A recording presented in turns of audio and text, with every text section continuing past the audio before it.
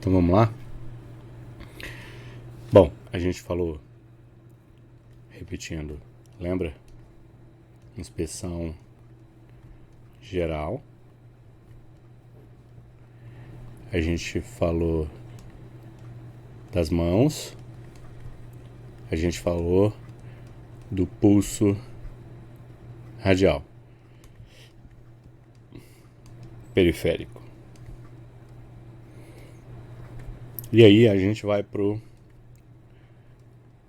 pulso braquial.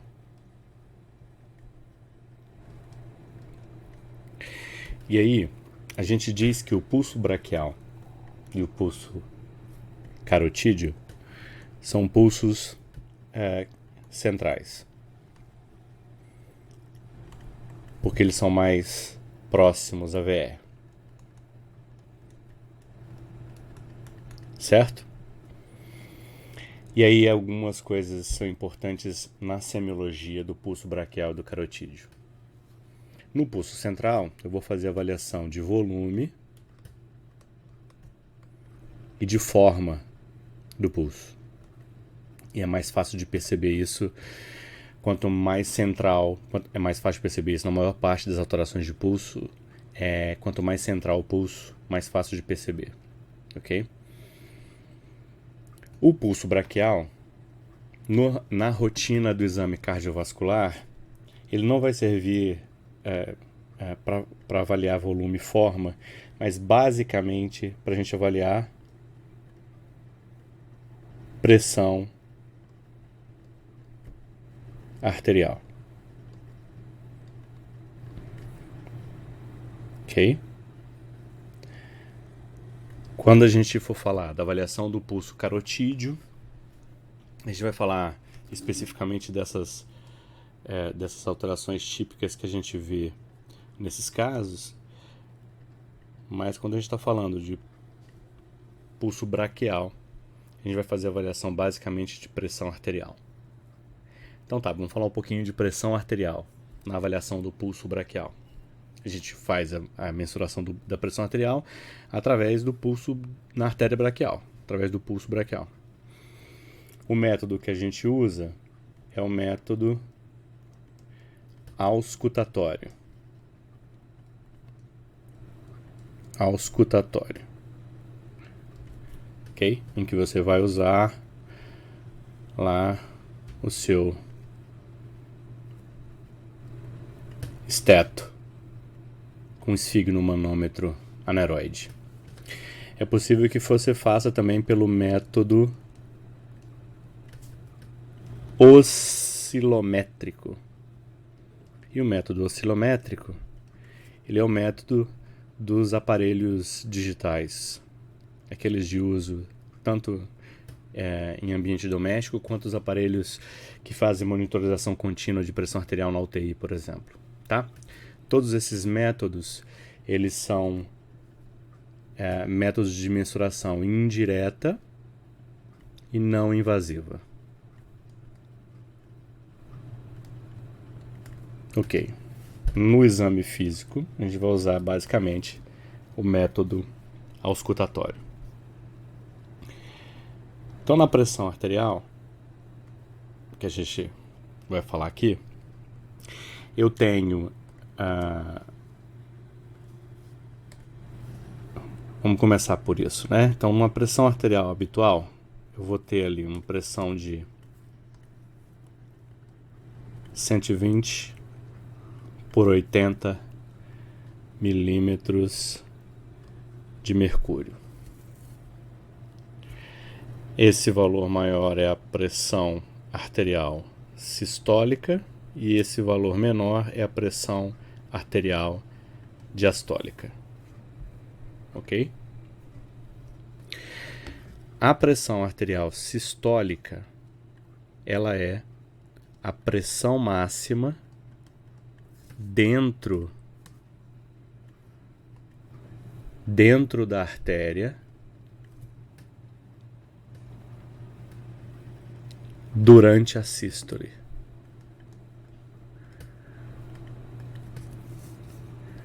A pressão arterial diastólica é a pressão mínima dentro da artéria antes da próxima sístole.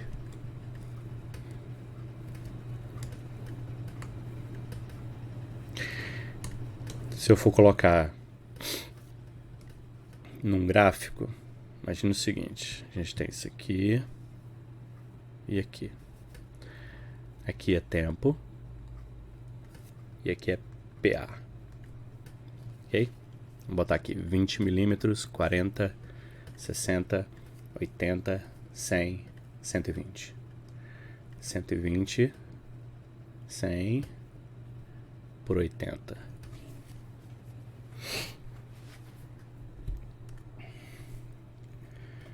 A gente tem uma onda de pulso que é mais ou menos isso aqui.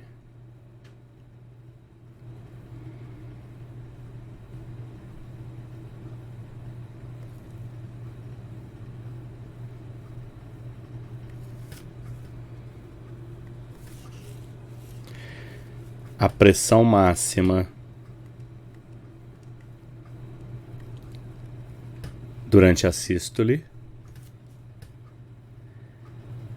e a pressão mínima antes da próxima sístole.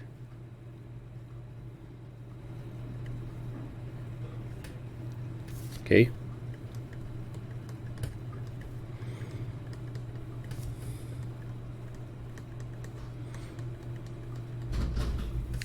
Bom, na avaliação semiológica, a gente diz que a diferença entre a pressão arterial sistólica pela pressão arterial diastólica é igual a algo que a gente chama de pressão de pulso, que tem valor semiológico e que a gente vai falar mais para frente, ok? Não vou falar nesse momento de pressão de pulso, não. A pressão de pulso pode estar aumentada, normal ou diminuída.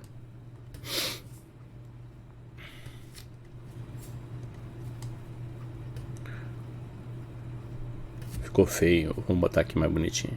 Botar para cima, botar normal, botar para baixo. Depois a gente fala sobre isso. E uma outra coisa que é importante em monitorização hemodinâmica cardiovascular é o que a gente chama de pressão arterial média. E aí a pressão arterial média ela é estimada através do cálculo a pressão arterial sistólica mais o dobro da pressão arterial diastólica. Eu divido essa soma por 3, tá? E isso me dá essa pressão, e isso me dá uma ideia de uma pressão de perfusão. A gente usa muito comumente em pacientes críticos, em choque, a PAM como uma ideia de pressão de perfusão, tá? A gente está falando de choque, a gente está falando de hipoperfusão. A gente vai falar depois, mais tarde, sobre choque, especificamente. Ok? Beleza. Então tá, eu mostrei esse gráfico aqui, eu coloquei essa onda aqui, que é a onda de pulso. A gente tem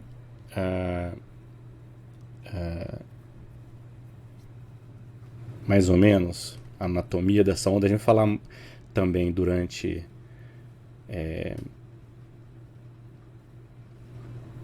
a aula, quando a gente for falar de pulso, a gente vai falar um pouco mais sobre isso para ficar mais claro, tá? Na onda de pulso a gente tem uma fase anacrótica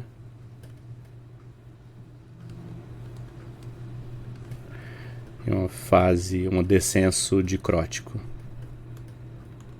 A gente chama isso aqui de incisura dicrótica. Se eu for definir mais ou menos aqui, eu vou separar a diástole da sístole.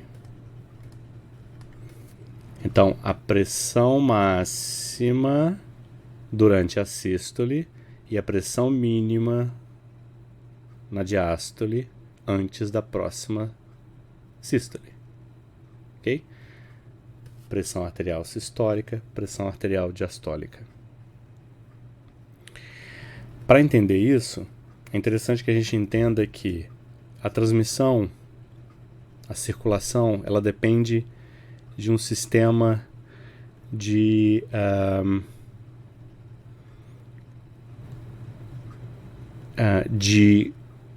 troca de pressão, tá? Então vamos imaginar o seguinte. Vou dar um zoom. Vou dar um zoom nisso aqui para mostrar para vocês. Isso aqui eu vou fazer um diagrama para vocês entenderem o que eu quero dizer, tá?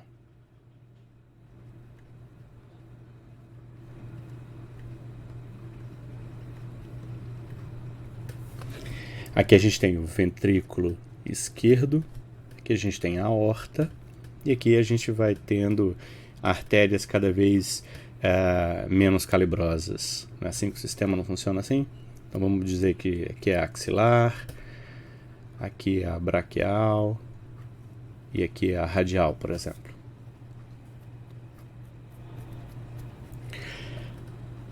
A sístole, quando eu estou falando de sístole no ventrículo esquerdo, a sístole e a diástole tem a ver com o ventrículo esquerdo. Então a sístole é a expulsão do conteúdo, e falando de sístole no ventrículo esquerdo, do conteúdo de sanguíneo do ventrículo esquerdo para a aorta. Tá? E aqui tem uma válvula, que é a válvula aórtica. Para o sangue vir do ventrículo esquerdo para a aorta, ele tem que vencer a pressão da aorta. A pressão do ventrículo esquerdo. Aqui tem que contrair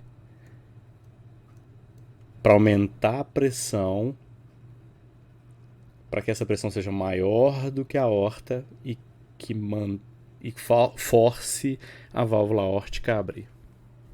Na hora que faz a sístole, esse sangue começa a entrar aqui dentro, começa a fazer pressão sobre a parede da aorta.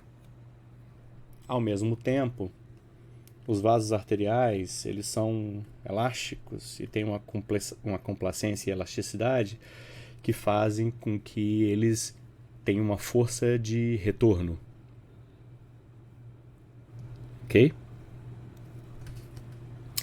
Quando a pressão vence a pressão na aorta, ele vai se encher de sangue aqui. Ao mesmo tempo, existe uma força contrária elástica da parede da artéria que vai voltar a equilibrar as forças. Quando as pressões se igualam, aqui vai fechar. A válvula fecha. E aí o sangue mantém o fluxo. Tá? Isso é importante para a gente ter uma ideia de que quando eu estou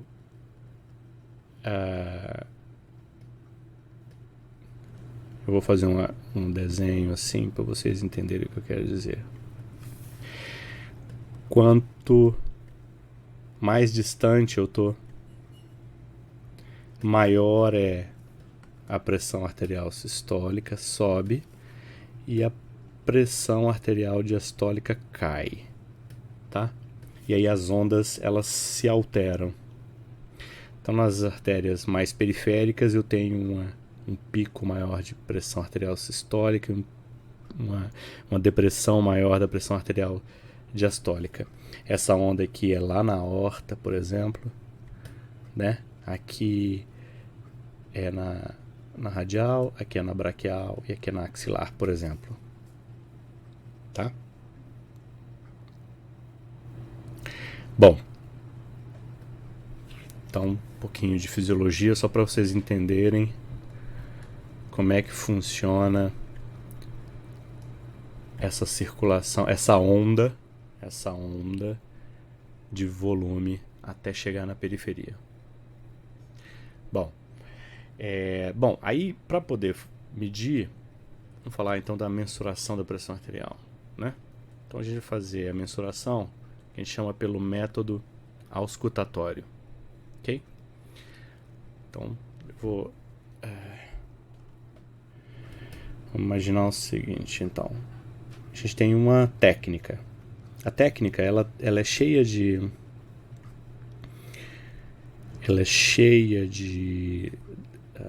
regras, justamente para que a gente diminua a chance de criar, e principalmente para criar uma hipertensão, uma falsa hipertensão arterial. Ela tem mais valor na avaliação de hipertensão do que de hipotensão. Essas regras que a gente conhece para poder mensurar a pressão arterial. Estou desenhando a cadeira aqui. Ficou muito lá bonitinha, mas dá para entender. Vamos deixar ele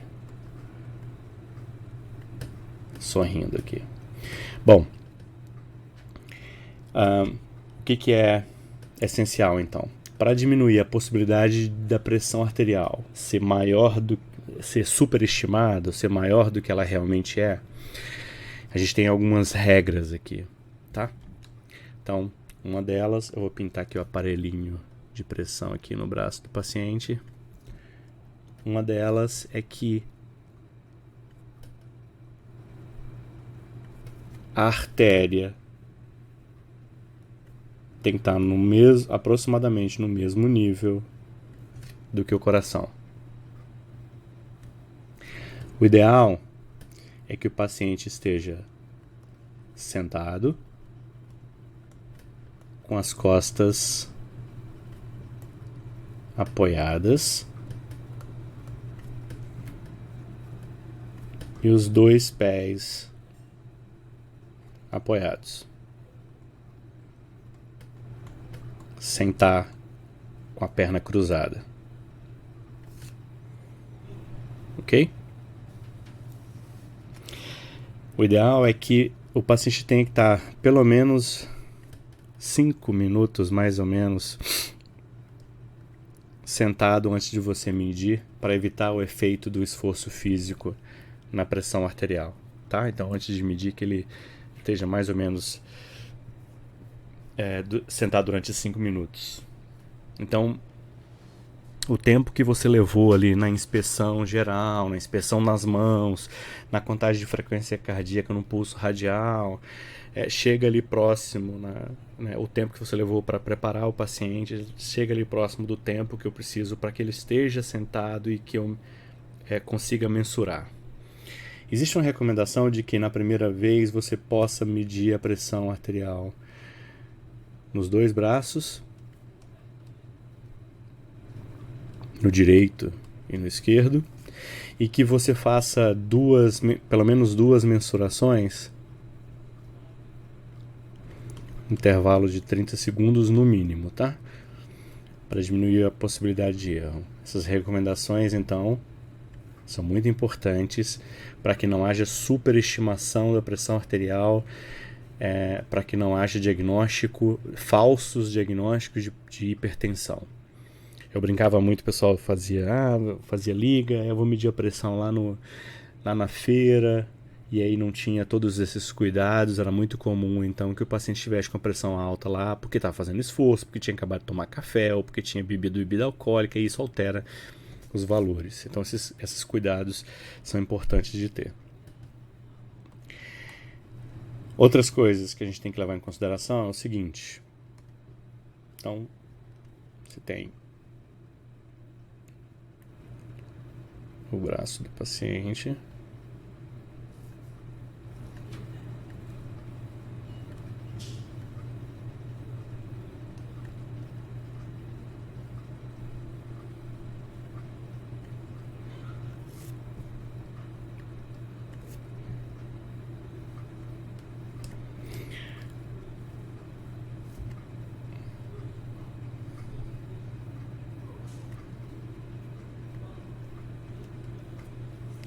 Você vai pegar um aparelho e vai colocar aqui.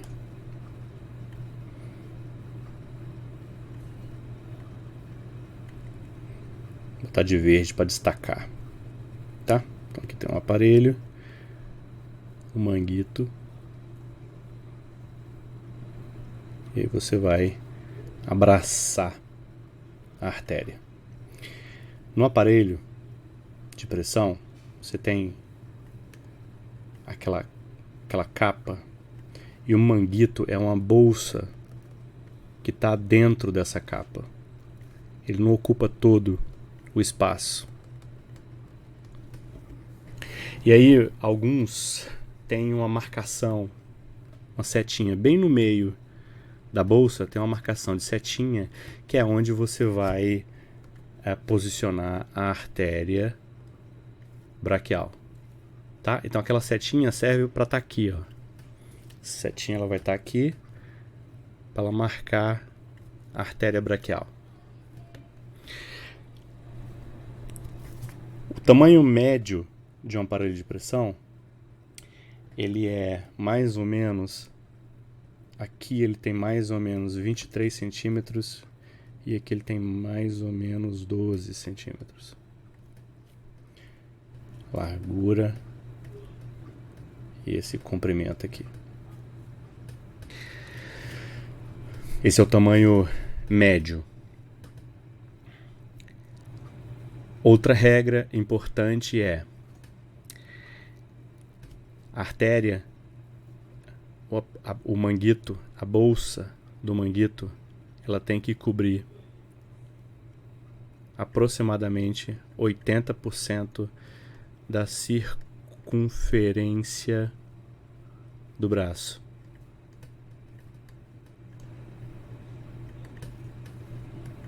Aproximadamente 80%. Se o braço for muito grosso, o cara for muito musculoso, ou às vezes o cara é magrinho, caquético,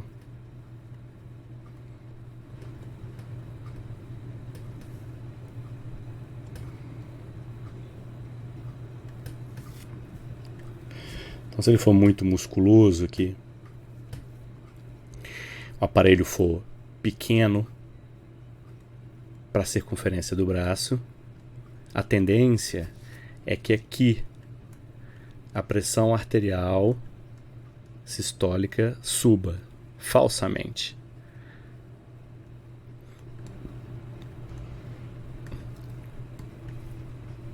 Agora, se o aparelho,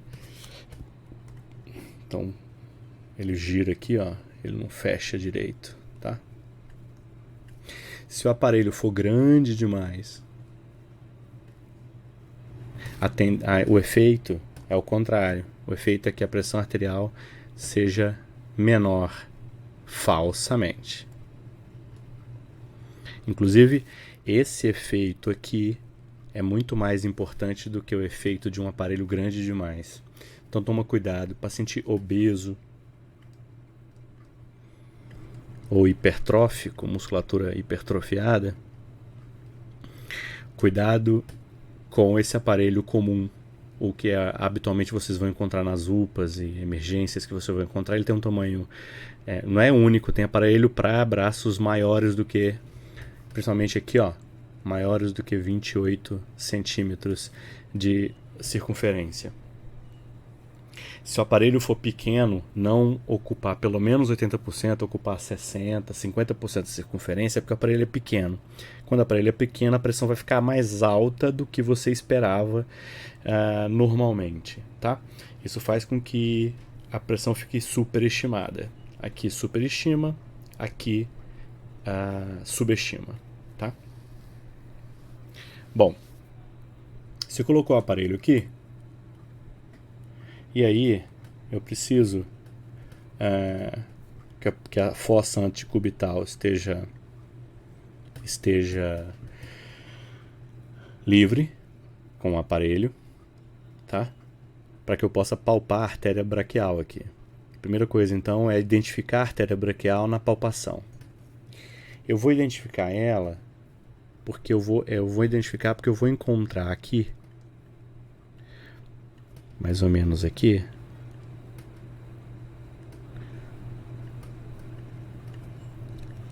o bíceps e o tendão do bíceps. Ela é medial ao tendão do bíceps. A aponeurose do bíceps até cobre ela aqui, nesse ponto.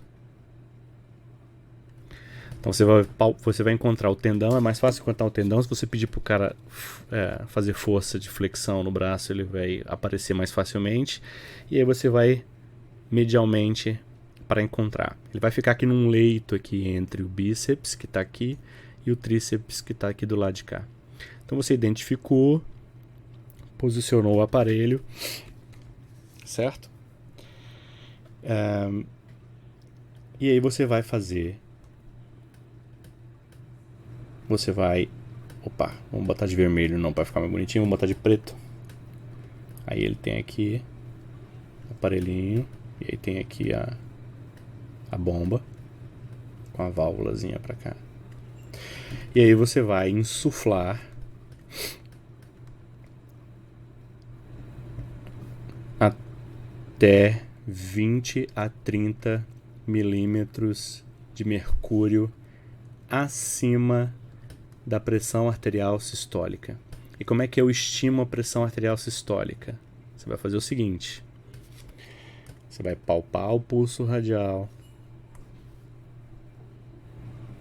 Você palpa o pulso radial aqui enquanto insufla. Quando você começa a desinsuflar, o pulso vai aparecer. Quando ele volta a aparecer, o valor que deu na hora que ele voltou a aparecer aqui é a estimativa da pressão arterial sistólica. Beleza, então primeiro você palpa e depois você ausculta. Aí você vai colocar o aparelho aqui em cima, a diafragma do seu estetoscópio aqui em cima, e vai voltar a insuflar. E aí você vai insuflar de 20 a 30 milímetros de mercúrio acima da pressão arterial sistólica. Ok? E aí você vai desinsuflar até ouvir os famosos sons de Korotchikov, eu sei lá como é que fala, assim, ó. Korotchikov.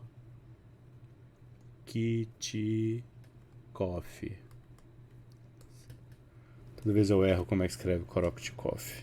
Bom, beleza, agora você vai ouvir o som de Korotchikov, porque é o nome do cara chamava Korotchikov que descobriu essa porra. Bom, então tá. Como é que... Aí é interessante você notar como é que você descobre isso aqui, como é que você consegue entender por que é que você ouve o som. Então olha só, numa artéria, então imagina que tem uma artéria. Numa artéria há um fluxo laminar de sangue. Um fluxo laminar, um fluxo laminar não faz barulho. Então se eu pegar o estetoscópio e colocar em cima dessa artéria aqui, ela não vai fazer barulho, tá? O exemplo sempre que dão é o exemplo do rio. Um rio fundo, sem pedra, não faz barulho. Um rio cheio de pedra faz barulho. Então tá, se você botar o estetoscópio em cima da braquial, você não vai ouvir nada. Ok? Beleza. Como é que funciona então a mensuração da pressão? Quando você coloca o aparelho vai ficar ao redor da artéria braquial e ele vai aumentando gradualmente a pressão. Aumenta pressão. Existe uma pressão aqui dentro e existe uma pressão que vem externamente. Esse aumento de pressão, ele começa a aumentar aos poucos, e aos poucos a artéria começa a colapsar, até o ponto em que a artéria é ocluída pela pressão alta. Tá? Então vamos dizer o seguinte, ó. A pressão desse paciente deu 120 por 80, pressão normal, tá? Esse ponto aqui é porque a pressão que você colocou lá, você não tem que subir acima, 20 milímetros mais ou menos. Então você colocou aqui, ó, 140 milímetros de mercúrio. É muito maior do que a pressão sistólica do paciente, então a artéria colapsa aqui. Então aqui, se você colocar o esteto, não tem barulho nenhum. Quando você começa a desinsuflar, e esse desinsuflar, ele é feito com uma velocidade, né? Que é difícil a gente medir, a gente não faz isso, mas é mais ou menos de 2 milímetros de mercúrio por segundo. Começa a desinsuflar, essa pressão começa a diminuir aqui do aparelho de pressão. O fluxo retorna, porque a pressão dentro da artéria é maior do que aqui. Quando é que isso aqui vai abrir? Isso aqui vai abrir quando a pressão que você colocou no manguito se igualar à pressão real do paciente. Então aqui deu 120 milímetros de mercúrio. A pressão do aparelho de pressão deu 120, a pressão dentro da artéria deu 120, aí abre, começa a abrir. Quando abre, ela está semi-ocluída. Como ela está semi-ocluída, esse sangue ele vai passar por aqui de forma turbilhonada. Quando turbilhona, faz barulho. E esse barulho que a gente está falando é o som de Korotchkov. Certo? Enquanto tiver algum grau de oclusão e turbilhonando, o som continua acontecendo e você continua ouvindo o som de Korotchkov. Quando você começa a desinsuflar, em algum momento o som vai desaparecer, porque a pressão aqui do aparelho é menor ou igual à pressão diastólica aqui dentro. Aí o fluxo volta a ser laminar novamente.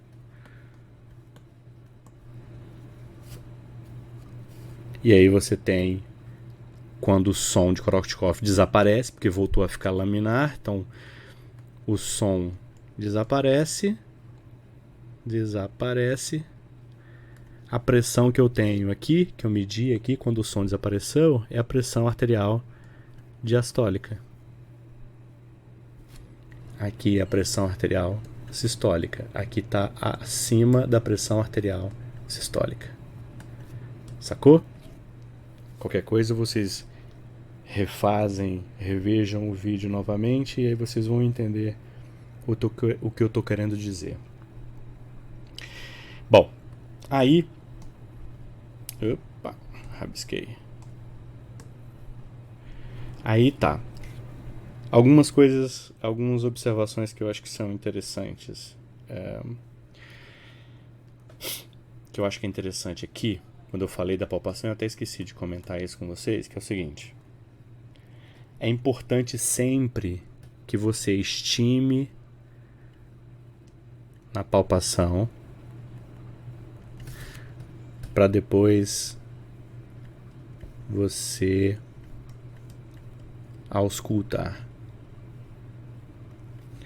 Para evitar uma coisa que chama gap auscultatório. O gap auscultatório é um fenômeno muito comum, principalmente em idosos. Você tem uma estimativa de pelo menos 20% dos idosos hipertensos com hipertensão vão ter esse gap auscultatório. É o seguinte: você vai auscultar a pressão arterial sistólica, você ouve o som de Korotchkov em 140, por exemplo, só que o valor real seria 150 ou 155 e não 140 como você ouviu. Você palpa ele Na palpação, você consegue perceber que deu 150, mas na ausculta você está dando 140. Esse gap, essa diferença entre ausculta e palpar, chama de gap auscultatório. Se você só auscultar, você vai ouvir uma pressão arterial menor do que a pressão arterial real. E aí você subestima a pressão arterial do paciente. Ok?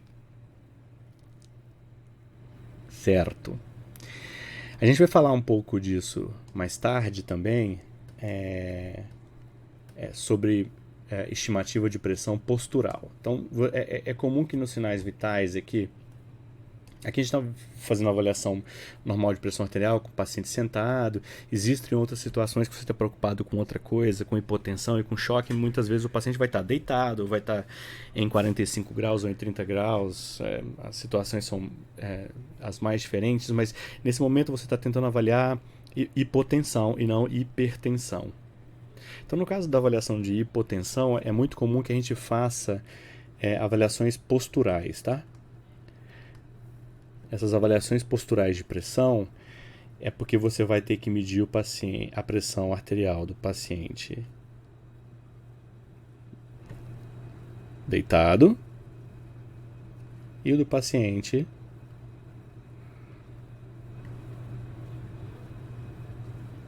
em pé. Em pé e deitado. E você vai comparar as pressões. A gente vai falar sobre isso mais tarde, mas isso é que quando você está deitado e você vai para a posição em pé, você tem a ação da gravidade, e essa ação da gravidade ela tem uma influência na hemodinâmica. Dependendo da volemia e da pressão arterial do paciente, isso vai alterar. E aí você tem uma série de sinais que a gente vai comentar mais tarde. Mas o que eu quero dizer é que você faz isso, o paciente tem que estar pelo menos 2 minutos deitado para você medir, e você mede depois que o paciente ficou 1 minuto em pé. A gente vai falar sobre isso mais tarde, acho que já tá bom para hoje. Em pé.